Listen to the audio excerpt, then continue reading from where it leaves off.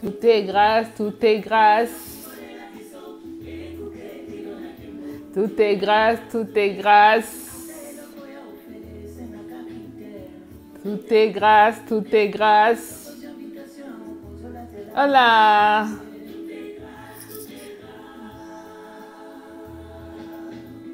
Joyeux anniversaire à moi-même. Je suis née au mois d'octobre. Et donc, avec les confinements, donc je n'ai pas pu vraiment fêter mon anniversaire comme il faut. Mais je me suis fait quand même plaisir. Je suis allée au resto. Et j'ai mangé un gros gâteau. Il est juste là derrière, vous le voyez. Il est là. Les gâteaux d'anniversaire de Delphine. On a mangé avec les enfants. C'était super. Et du coup, j'arrête pas de chanter, de danser. Pour dire merci à Dieu. Parce que respirer, c'est pas quelque chose d'anodin. Une année de plus, c'est quelque chose, c'est une grâce.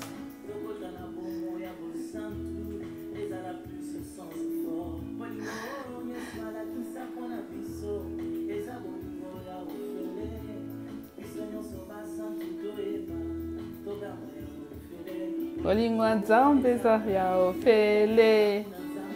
Ya ofele. Ya ofele.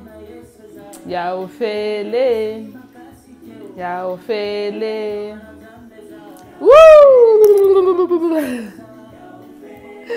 Je suis très émue, je suis trop contente et je partage ma joie avec vous. J'espère que chez vous, vous allez vraiment bien. Nous, ça va. Voilà, c'est Delphine. Pour ceux qui ne me connaissent pas encore, pour toutes les nouvelles personnes qui regardent cette vidéo, je vous fais plein de bisous et je vous souhaite bienvenue par ici. Si vous êtes passé par hasard, vous êtes tombé sur ma vidéo, je t'envoie aussi un gros bisou. Je t'envoie ma joie, ma paix, que là où tu es, que tu aies cette joie du cœur, que tu puisses avoir cette joie de vie, quoi qu'il en soit. D'accord? Je vais arrêter parce que YouTube ne veut plus qu'on mette des musiques dans nos vidéos. Tout est grâce, tout est grâce. Je vais continuer à danser tout à l'heure. Tout est grâce, tout est grâce. Voilà. Hola, comment allez-vous? Alors, pour aujourd'hui, nous allons parler d'un sujet qui est très important. Le sujet d'aujourd'hui, c'est les parents ne faisons pas de nos enfants des psychopathes. Les parents, nous parents, ne faisons pas de nos enfants des psychopathes. On va d'abord, pour commencer, je vais vous montrer ce que c'est un psychopathe. C'est qui un psychopathe? Je vais voir les dictionnaires, qu'est-ce qu'il nous dit. D'accord? Avant de commencer notre sujet, c'est important qu'on puisse... Un psychopathe, c'est quelqu'un qui n'a pas de remords. C'est une personne qui est égocentrique, égoïste. Il veut tout pour lui. Il est impulsif. C'est une personnalité qui est marquée par l'impulsivité, le froideur affective. D'accord? Il y a une absence de remords. D'accord? Quand on n'a pas de remords, on n'a pas de pitié. Hein? Il n'a pas de considération pour la victime. C'est-à-dire, vous voyez à quel niveau, hein? Il n'a pas une considération pour une personne, d'accord? Ok? Il a de l'agressivité, il a de la haine. Voilà, d'accord? Il ne tolère pas la frustration. C'est tout ça là. C'est ça des psychopathes. Et vous savez que la famille, c'est les nids, c'est la maison, c'est là où toute personne, tout individu a besoin de l'équilibre pour grandir. C'est les nids de tout enfant quand il est petit. La famille, c'est notre force. C'est là où on se ressource pour grandir dans une force. Cette force-là qu'on a à l'âge adulte, cette considération qu'on a à l'âge adulte, tout vient de notre enfance. D'accord? Tout vient de l'enfance. Ok?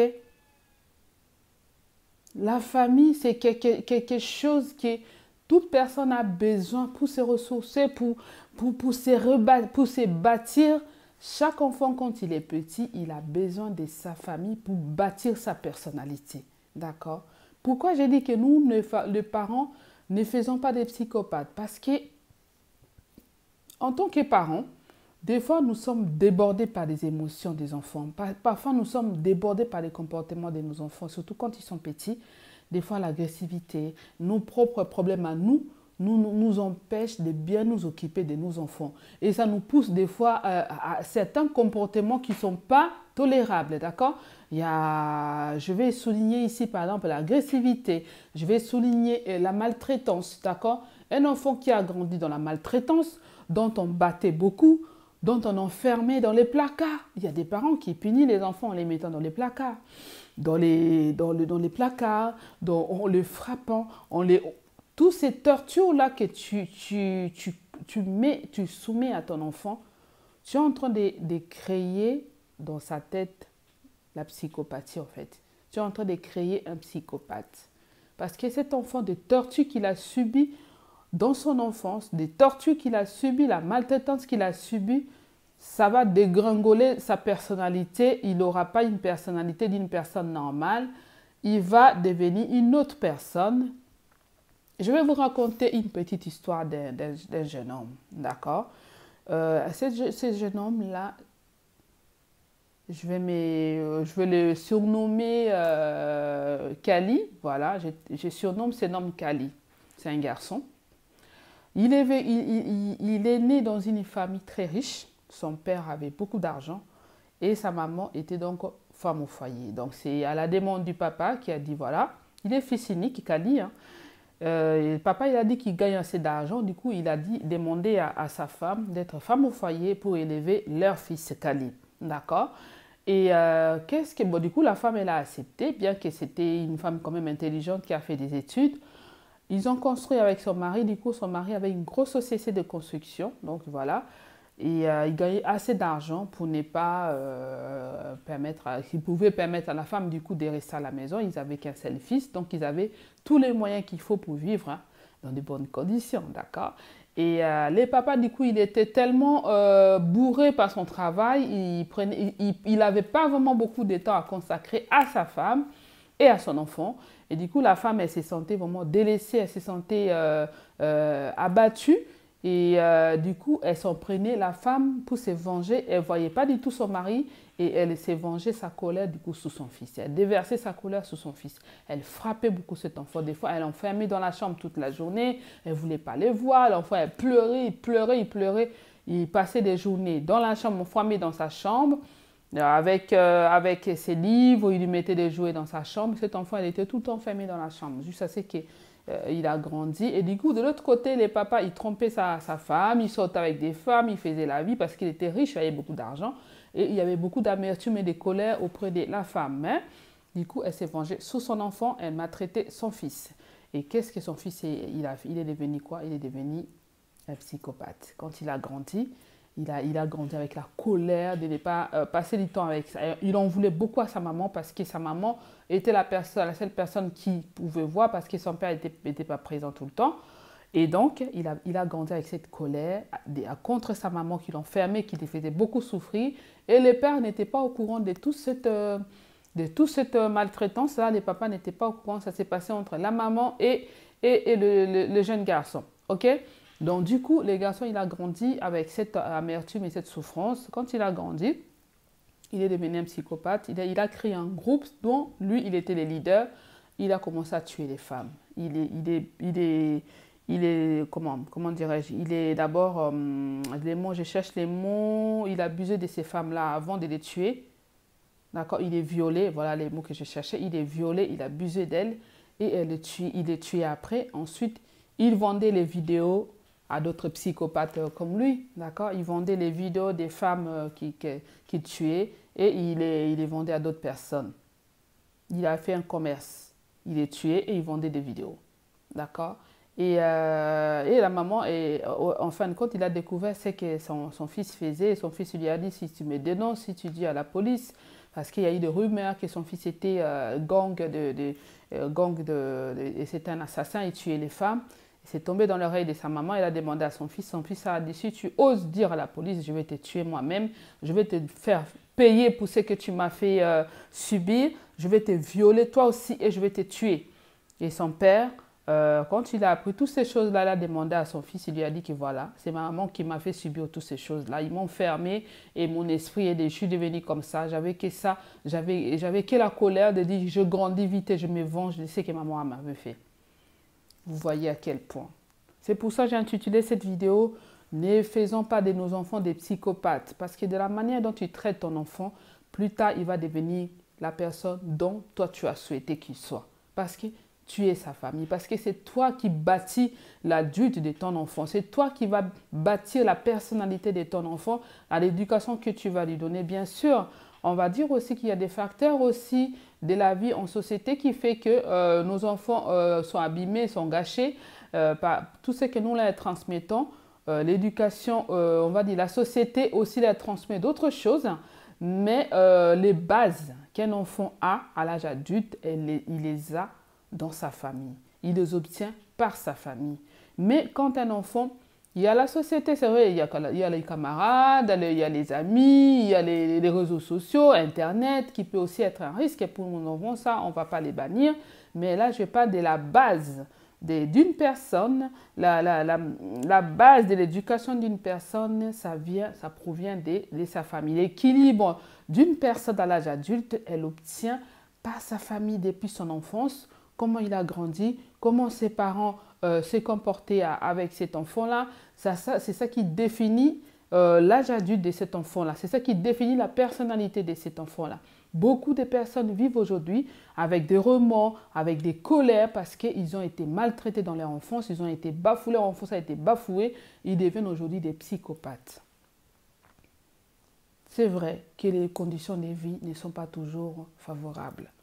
Nous, les parents, c'est notre devoir à nous de protéger nos enfants, de les épargner de tous les dangers de ces mondes. Comme je dis toujours que le monde il va mal, et c'est à nous de protéger nos enfants, c'est à nous de leur donner des bases pour que ces enfants-là grandissent avec un équilibre.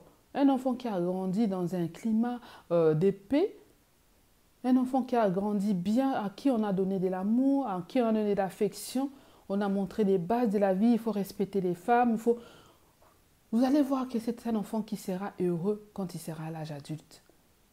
D'accord? Faisons très attention dans l'éducation de nos enfants. Ne faisons pas de nos enfants des psychopathes en les enfermant dans les chambres, en les maltraitant, en les tapant. Quand tu es débordé comme ça, passe les relais.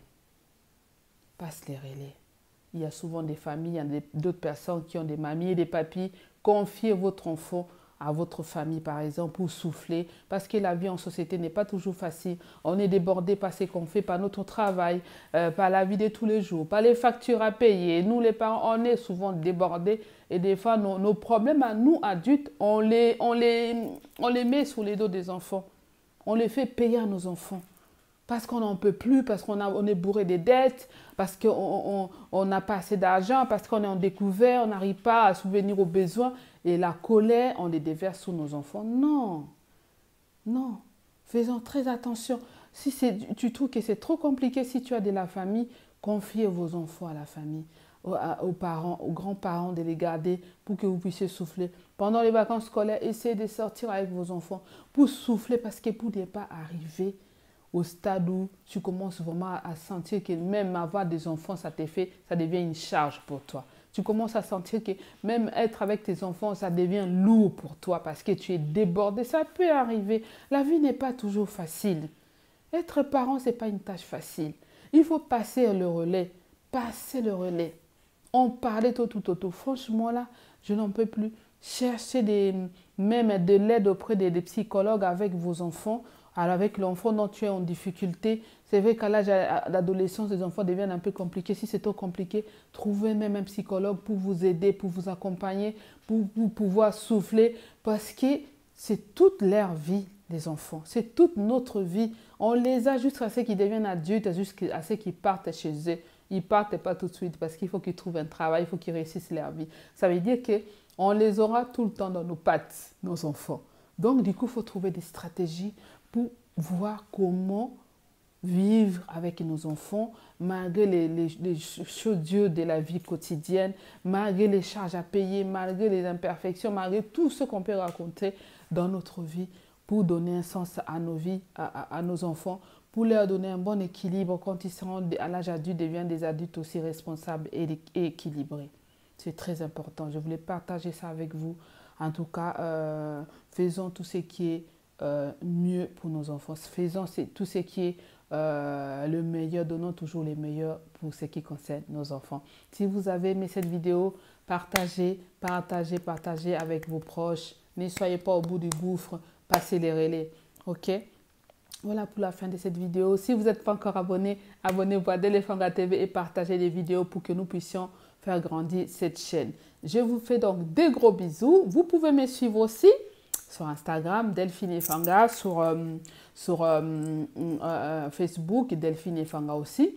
Et je vous dis à très bientôt pour de nouvelles vidéos. Vamos! Et j'ai continué à danser. Ouais! Vamos, vamos!